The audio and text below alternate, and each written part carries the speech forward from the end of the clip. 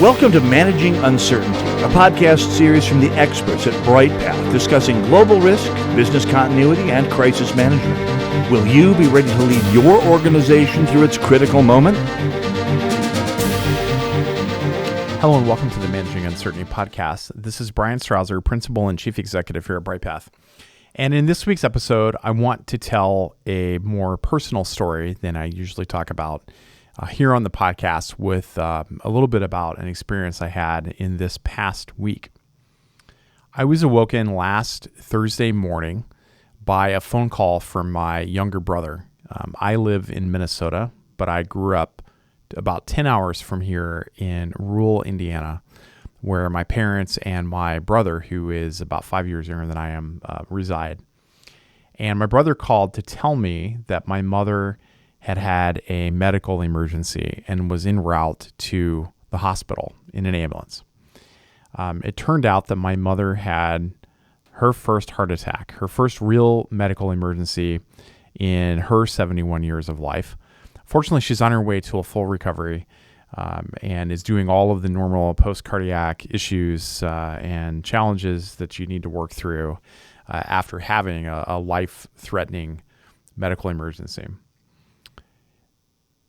Like many women, my mother didn't recognize that the signs and symptoms that she was experiencing were a serious cardiac issue because she thought of a heart attack as I'm going to have searing chest pain and pressure, and that means I'm having a heart attack and I should call an ambulance.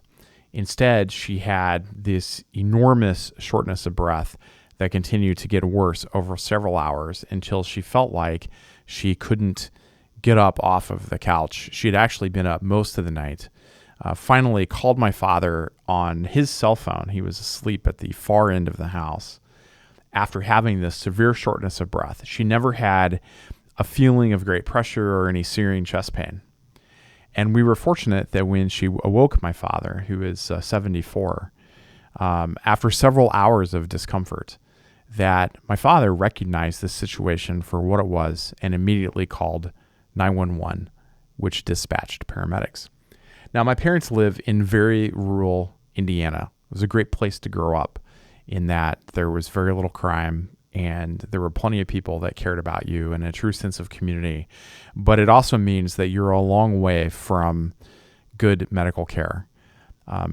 At the time that I was growing up there 25 plus years ago, calling EMS meant that you got a basic life support capability, an EMT, 2 EMTs, and an ambulance. But now they have paramedics, but it's still a 12 to 15 minute wait for them to show up. So as the paramedics arrived, they recognized the situation for what it was.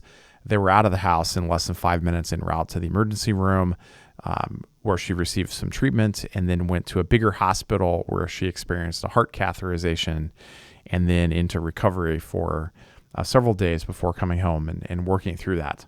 I arrived the next day at 2:45 in the morning and spent the next several days with my parents, getting them settled and helping my brother and my father with my mom.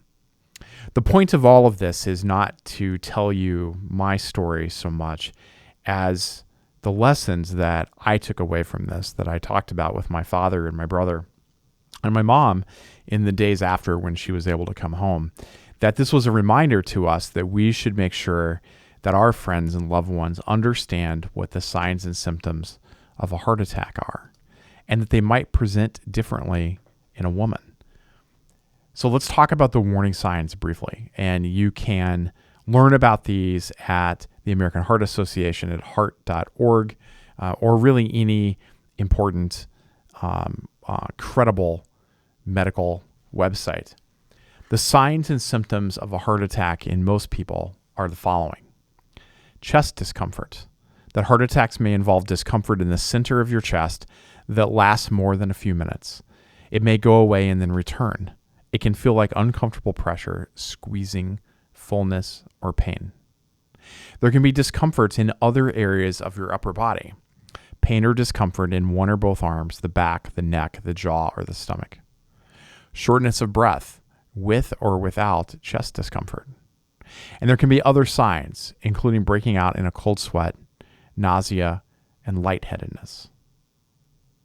As with men, women's most common heart attack symptom is chest pain or discomfort.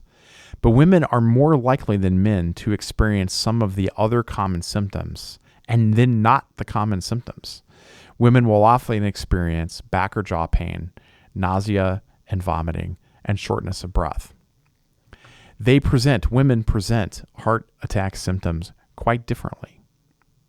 So in my mom's case, she experienced shortness of breath, and she later experienced some chest discomfort, but only after time. But the shortness of breath, the severe inability, the feeling like she was unable to catch her breath should have been the sign to her that there was something wrong.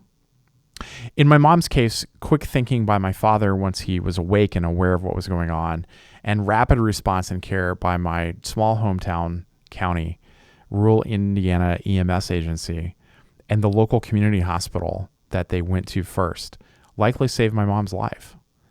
So during this National Preparedness Month here in the United States, I hope that you take a few minutes to make sure that you and your loved ones and your friends know and understand the signs and symptoms of a heart attack, and that you take some time to talk with your family about how to prepare and how to react in your own critical moment, because those minutes really do count.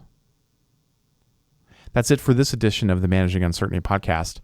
We'll be back next week with another new episode. Be well.